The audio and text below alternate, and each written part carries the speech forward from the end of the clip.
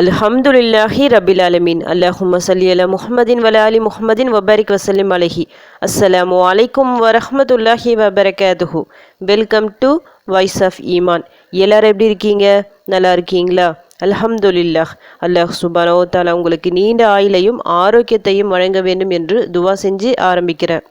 அல்லாஹ் சுப்ஹானஹு தஆலா தான் நாடியவர்களுக்கு எல்லாத்தையும் வாரி வழங்குவான். அதே போல் தான் நாடியவர்களுக்கு அளந்தும் கொடுப்பான். ரெண்டுமே அல்லாஹ்வின் நாட்டப்படி தான் நடக்குது. சில நேரங்களில் நம்ம வாழ்க்கையில் எல்லா சந்தோஷமும் ஒரே நேரத்தில் கிடைக்கும். வீடே ரொம்ப சந்தோஷமாக இருக்கிற மாதிரி ஃபீல் பண்ணுவோம். எல்லாமே நமக்கு கிடைச்ச மாதிரி இருக்கும். சில நேரங்களில் என்ன நடக்கும்? எதுவுமே இல்லாத மாதிரி இருக்கும். நல்லா வாழ்ந்துட்டு இருப்பாங்க, திடீர்னு வீட்டில் முசீபத் பிடிச்ச மாதிரி இருக்கும். ஒன்று கடன் வறுமை வரும், அப்படி இல்லைன்னா நோய் நொடிகள் வரும், இல்லைன்னா கணவனால் பிரச்சனை, மனைவியால் பிரச்சனை, குழந்தைகளால் பிரச்சனை சொல்லிட்டு ஒரே சண்டை சச்சரவுகளாக இருக்கும். இல்லை சில பேருக்கு எல்லாமே சேர்ந்து இருக்கும். ஒரு பக்கம் நோயாக இருக்கும், ஒரு பக்கம் வறுமை கடனாக இருக்கும், இன்னொரு பக்கம் சண்டை சச்சரவுகளாக இருக்கும், முசீபத் பிடிச்ச மாதிரி இருக்கும். என்னதான் நடக்குது சொல்லிட்டு நமக்கே தெரியாது. சில நேரங்களில் துவா செய்வோம், எல்லாம் செய்வோம், அமல்களை செய்வோம், தொழுவோம், ஆனால் எதுவுமே விலகாத மாதிரி இருக்கும். அந்த நேரங்களில் நாம் என்ன நினைக்கிறோம்னா, ஏதோ ஒரு தவறு நடந்திருக்கா, யாருக்காவது ஏதாவது அநீதி நம்ம செஞ்சிட்டோமா சொல்லிட்டு அதிகமாக தௌபா செய்யணும். இன்னும் நமக்குள்ளே மட்டும் இல்லை, நம்ம மீது எந்த தவறும் இல்லைன்னா நம்ம குடும்பத்தில் இருக்கிறவங்க மீது பார்க்கணும். கொஞ்சம் நல்லா அலசி ஆராயணும். அவங்க ஏதாவது தவறு பண்ணுறாங்களா, மார்க்கம் தடுத்த விஷயங்களை செய்கிறாங்களா சொல்லிட்டு ஒரு முறை நல்லா பார்த்துட்டு அவங்கக்கிட்ட அதை இருந்தால் அதை மாற்றணும். அப்படி மாற்றாத வரைக்கும் நிச்சயமாக முன்னேற்றம் ஏற்படாது, அந்த வீட்டில் பரக்கத்து இருக்காது. இன்றைக்கி நான் ஒரு 8 விஷயங்களை சொல்ல போகிறேன். பெண்கள் செய்யக்கூடாத விஷயங்கள். மார்க்கம் இந்த 8 விஷயங்களை பெண்களுக்கு ஹராமாக்கி வச்சிருக்கு. இதில் ஏதாவது ஒன்று நடந்தால் கூட நம்ம வீட்டு பரக்கத்தையே அதை அழிச்சிடும். நம்ம வீட்டு பரக்கத்தை மட்டும் இல்லை, மறுமையிலும் அதற்கான தண்டனை உண்டு, நரக தண்டனை. ஏன் பெண்களுக்கு மட்டும் ஆண்களுக்கு இல்லையான்னு கேட்டால் ஆண்களுக்கும் இருக்குது. நம்ம சேனலில் அதிகமாக பெண்கள் தானே பார்க்குறீங்க. அதுக்காக தான் இந்த 8 விஷயங்களும் சொல்கிறோம். ஏன்னா அதிகமாக கேட்குறீங்க, என் கணவருக்காக துவா செய்யுங்க, என்னுடைய குழந்தைங்களுக்காக துவா செய்யுங்க அப்படி சொல்லிட்டு ஒவ்வொரு பெண்களும் கேட்குறீங்க. வீட்டில் வறுமை இருக்குது, கஷ்டங்கள் இருக்குது சொல்லிட்டு இந்த விஷயங்கள் எல்லாம் உங்கள் வீட்டில் நடக்குதான்னு பார்த்துக்குங்க. இல்லை உங்கள் குடும்ப உறுப்பினர்கள் யாராவது செய்கிறாங்களான்னு பார்த்துக்குங்க. அப்படி செஞ்சால் உடனடியாக தடுத்து நிறுத்துங்க. அதற்கு அப்புறமா நீங்கள் தொழுது துவா செஞ்சு பாருங்கள். இன்ஷா அல்லாஹ் எல்லாமே கைகூடி வரும். சில விஷயங்கள் இதில் நமக்கு தெரிஞ்சிருக்கும், தெரியாமலும் இருக்கும். அவசியம் தெரிஞ்சு வச்சுக்கிங்க. தெரிஞ்சு வச்சுக்கிட்டு அதுக்கேற்ற மாதிரி உங்கள் வாழ்க்கையை நீங்கள் நகர்த்தும் போது இன்ஷா அல்லாஹ் எல்லாமே கூடி வரும். ஏன்னா பெண்கள் அந்த வீட்டில் இருக்கிறீங்க. அந்த வீட்டை நிர்வகிப்பவர்கள் யார்? பெண்கள் தான். ஆண்கள் தான் சம்பாதிச்சு கொடுத்தாலும் உங்களை நம்பி தான் ஆண்கள் விட்டு போகிறாங்க. அப்போது அந்த வீடை நாம் பரக்கத் நிறைந்த ஒரு வீடாக எப்படி மாற்றுறது? இந்த விஷயங்கள் கண்டிப்பாக உங்களுக்கு உதவும். அதில் முதல் விஷயம், மொட்டை அடித்து கொள்வது. மார்க்கத்தை பொறுத்த வரைக்கும் பெண்களுக்கு அலோடு இல்லை மொட்டை அடிக்கிறது. இப்போ உம்ரா கூட நம்ம போகிறோம், உம்ரா போனால் என்ன பண்ணுறாங்க, ஆண்கள் மொட்டை அடிக்கிறாங்க. பெண்களுக்கு சின்னதாக ஒரு அந்த முடி கட் பண்ணுற மாதிரி தான் இருக்கும், அந்த நுனி முடி கட் பண்ணுற மாதிரி இருக்கும். அவங்களுக்கு மொட்டைலாம் அடிக்கக்கூடாது. நிறைய பெண்கள் என்ன பண்ணுறாங்கன்னா இதுலேயும் ஒரு ஷிர்கான வேலைகளை செஞ்சிடுறாங்க. தர்காக்களுக்கு நியத்து வச்சுட்டு நான் இதை மாதிரி ஏதாவது சரியாகனா, இந்த நோய் சரியாகனா, இந்த பிரச்சனை நீங்கினா நான் மொட்டை அடிக்கிறேன்னு சொல்லிட்டு நியத்து வச்சுட்டு தர்காவில் போய் மொட்டை அடிக்கிற வழக்கம் இன்றும் உண்டு. அந்த மாதிரி நீங்கள் இருந்தால் கண்டிப்பாக செய்யாதீங்க. உங்கள் சுற்றி இருக்கிறவங்கள பார்த்தா கூட தடுத்து நிறுத்துங்க. அது ஹராம். மொட்டை அடிக்கிறது எந்த ஒரு சூழ்நிலை அலோடுனா நம்மளுக்கு. இப்போது அந்த முடி நம்மளுக்கு ரொம்ப தொந்தரவாக இருக்குது. இப்போ வயசானவங்களுக்குலாம் நல்லா தொந்தரவாக இருக்கும், சொரிஞ்சிட்டு இருப்பாங்க, சரியாக தலை வர முடியாது, அவங்களால பேன் தொல்லையாக இருக்கும், சிரங்கு அந்த மாதிரிலாம் வந்திருக்கும். அந்த மாதிரி சூழ்நிலையில் கண்டிப்பாக அந்த முடியை எடுத்தே ஆகணும். அப்படி இருக்கும். அதுவும் இல்லாமல் ஆப்ரேஷன் பண்ணுறது, இந்த மெடிக்கல் சம்மந்தப்பட்ட விஷயங்களாக இருக்குது பார்த்தீங்களா, அப்போவும் அந்த முடியை எடுத்துருவாங்க. அந்த மாதிரி சூழ்நிலையில் நம்ம எடுக்கலாம், பிரச்சனை இல்லை. ஆனால் தேவையில்லாமல் முடியை நம்ம மொட்டை அடிக்கக்கூடாது. அது முதல் விஷயம். 2வது விஷயம், பச்சை குத்தி விடுவது, பச்சை குத்தி கொள்வது. இப்போ டேட்டூ சொல்லிட்டு நிறைய பேர் பண்ணுறாங்க. நம்மளுக்கு என்ன டேட்டூ நம்ம குத்தக்கூடாது சொல்லிட்டு பிஸ்மில்லாஹ், அல்லாஹ், முஹம்மது அப்படிலாம் சொல்லி குத்திக்கிறாங்க. அந்த மாதிரி கண்டிப்பாக செய்யாதீங்க. ஹராம்னா ஹராம் தான். மார்க்கம் ஒரு விஷயத்தை இது ஹராம் சொல்லிட்டு நமக்கு தடுத்து இருக்குன்னா அதில் 1000 நல்ல காரணங்கள் இருக்கும். எந்த காரணத்தை கொண்டு செய்ய வேண்டாம். வயசானவங்களை பொறுத்த வரைக்கும், மிடில் ஏஜில் இருக்க வரைக்கும் இந்த டேட்டூ குத்த மாட்டாங்க. சின்ன வயசு பசங்க, காலேஜ் ஸ்டூடெண்ட்ஸு, ஸ்கூல் ஸ்டூடெண்ட்ஸ் அப்படிலாம் குத்துறதுக்கு நிறைய சான்ஸ் இருக்குது. இந்த பச்சை குத்துவதை பொறுத்த வரைக்கும் பெண்களுக்கு மட்டும் ஹராம் இல்லை, ஆண்களுக்கும் ஹராம் தான். உங்கள் வீட்டு பசங்க யாராவது இது மாதிரி செய்கிறாங்களா, அதை பற்றி கேட்குறாங்களா சொல்லிட்டு கொஞ்சம் பார்த்துக்குங்க. எதுக்குமே அலோவ் பண்ணாதீங்க.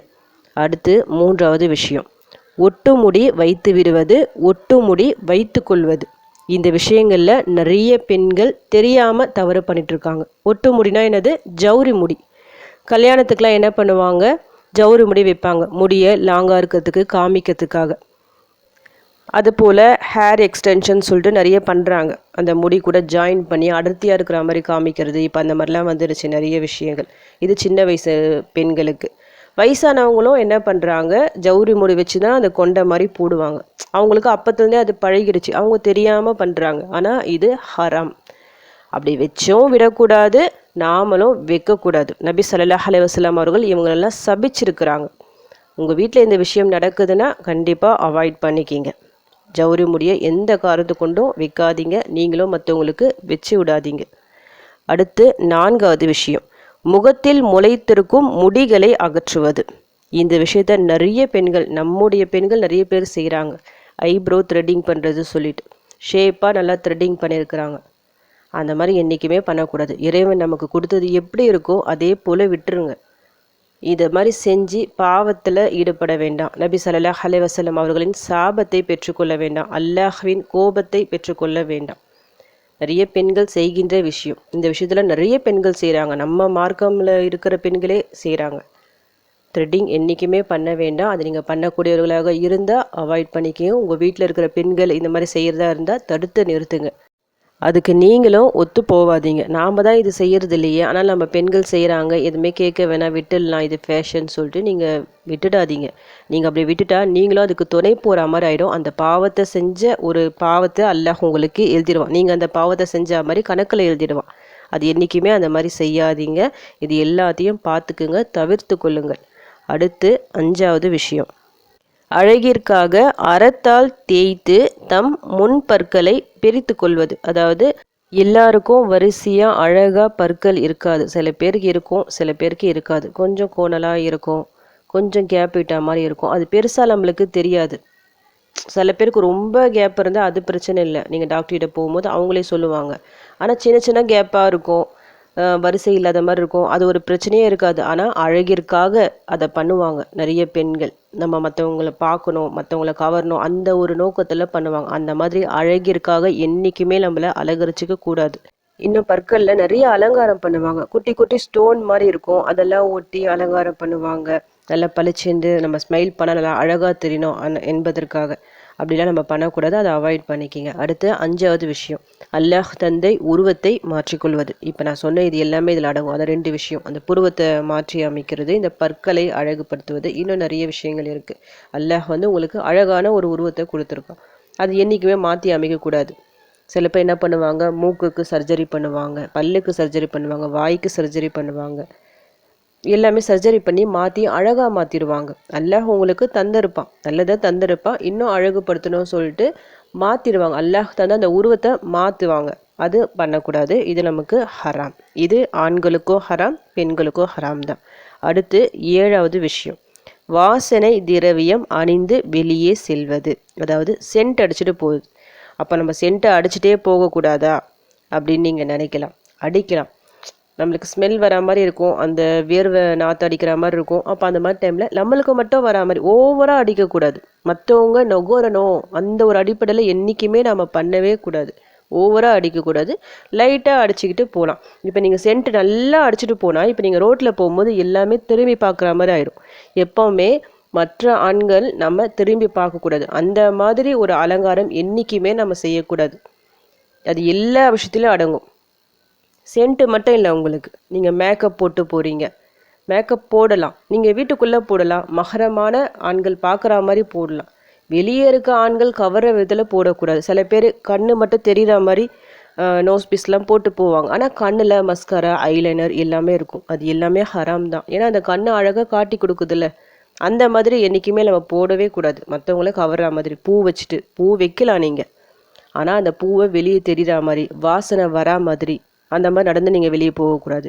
காலில் கொலுசு போடலாம், சத்தம் இல்லாத கொலுசு போடலாம். சத்தமிட்டு கொலுசு போட்டு மற்ற ஆண்கள் திரும்பி பார்க்குற மாதிரி, அந்த சத்தத்தை கேட்டு திரும்பி பார்க்குற மாதிரி நம்ம போகக்கூடாது. அது ரொம்ப மோசமான ஒரு விஷயம். இந்த மாதிரி நீங்கள் அவாய்ட் பண்ணிக்கிங்க. சென்ட் அடிச்சுட்டு போகலாம், உங்களுக்குள்ளே அதாவது லைட்டாக அடிச்சுட்டு போங்க. ஓவராக அடிச்சுக்கிட்டு எல்லா ஆண்களும் திரும்பி பார்க்குற மாதிரி, என்ன வாசனை இது, என்ன சென்ட் நீ யூஸ் பண்ணுற சொல்லிட்டு மற்றவங்க பர்டிகுலராக கேட்குற மாதிரி அந்த மாதிரி பண்ணாதீங்க.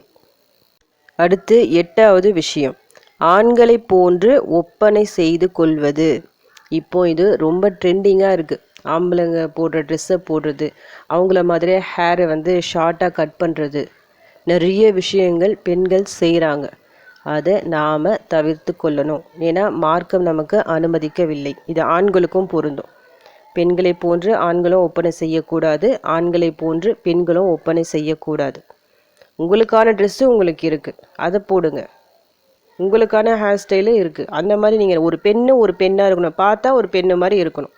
ஒரு ஆண் மாதிரி நம்ம இருக்கக்கூடாது. அந்த மாதிரி அவாய்ட் பண்ணிக்கிங்க. அது மேக்கப்பாக இருக்கட்டும், ட்ரெஸ்ஸிங் சென்ஸாக இருக்கட்டும், ஹேர் கட்டாக இருக்கட்டும், எல்லா விஷயங்களும் அடங்கும். பார்த்தா இது என்ன ஆம்பளை பையன் மாதிரி இருக்குது அந்த மாதிரி சொல்கிற மாதிரி நம்ம பண்ணக்கூடாது. ஒரு பெண் எப்படி இருக்கணுமோ அதுக்கேற்ற மாதிரி அலங்காரம் பண்ணிக்கிங்க. அந்த அலங்காரம் எல்லாம் உங்கள் மகரமானவங்கிட்ட மட்டும் இருக்கிற மாதிரி பார்த்துக்குங்க. வெளியே அலங்காரத்தை வெளிப்படுத்தக்கூடாது. இது எல்லாமே இந்த 8 விஷயங்கள் நான் சொல்லியிருக்கிறேன். இந்த 8 விஷயங்கள் யாரெல்லாம் ஃபாலோ பண்ணுறீங்க, ஏதாவது ஒன்று தெரியாமல் நீங்கள் செய்கிறதா இருந்தால் கண்டிப்பாக தவிர்த்து கொள்ளுங்கள். உங்கள் வீட்டில் இந்த பிரச்சனை நடக்குதா, நீங்கள் அவங்களுக்கு தட்டி கேட்கணும். ஆண்கள் நீங்கள் பார்க்குறதா இருந்தால் கூட நீங்கள் அவங்களுக்கு சொல்லணும், இது பண்ணாத சொல்லிவிட்டு. ஏன்னா இந்த விஷயங்கள் எல்லாமே உங்கள் வீட்டு பரக்கத்தை அழிச்சிடும். நாளைக்கு மறுமையில் நீங்களும் விசாரிக்கப்படுவீங்க. ஆண்களும் உங்கள் வீட்டு பெண்களை நீங்கள் கண்டும் காணாமல் விட்டுட்டா உங்களுக்கும் கேள்வி கணக்கும் உண்டு. பெண்களை கண்டீங்க. அதே போல் தாய்மார்கள் உங்கள் பிள்ளைகள் இந்த மாதிரி பண்ணியிருந்தால் கண்டிப்பாக கண்டிஷன் பண்ணி ஸ்டாப் பண்ணிவிடுங்க. அதை வளர விடாதீங்க. இப்படி நீங்கள் செய்யும்போது என்ன நடக்கும், இதில் ஒன்று நடந்தால் கூட போதும், நபி ஸல்லல்லாஹு அலைஹி வஸல்லம் அவர்களின் சாபம் கிடைக்கும். சபித்துள்ள விஷயங்கள் நபி அவர்கள் இவை எல்லாவற்றையும் அல்லாஹ்வின் கோப பார்வைக்கு ஆளாகிடும். இது நடக்கிற வீட்டில் எப்படி பரக்கத்து இருக்கும், ரிஸ்க் எப்படி வரும், முசீபத்து தான் வரும். எல்லா முசீபத்தும் சேர்ந்து வந்துடும். அல்லாஹ் அவங்களின் துவாக்களை ஏற்றுக்கொள்ளவே மாட்டான். ஏன்னா அல்லாஹ் தடுத்த விஷயங்கள் அந்த வீட்டில் நடந்துட்டுருக்கு. எப்படி அந்த வீட்டில் வந்து நல்ல ரஹாத்தான ஒரு வாழ்க்கையை வாழ முடியும்? எல்லாத்தையும் நீங்கள் அவாய்ட் பண்ணிவிட்டு இன்ஷால்லா நல்லா தொழுதுட்டு துவா செஞ்சு பாருங்கள். ஒரு நல்ல ஒரு சூழ்நிலை உங்கள் வீட்டில் ஏற்படும்.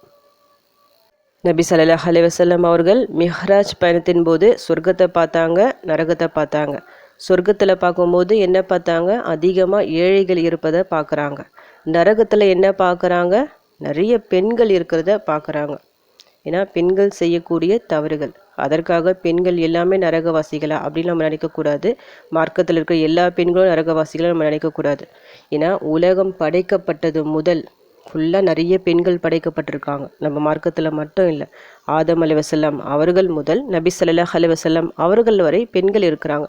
ஒருவேளை அந்த பெண்கள் கூட நிறைய இருக்கலாம், சொல்ல முடியாது. அல்லாஹ்வின் நாட்டம் தான் எல்லாமே.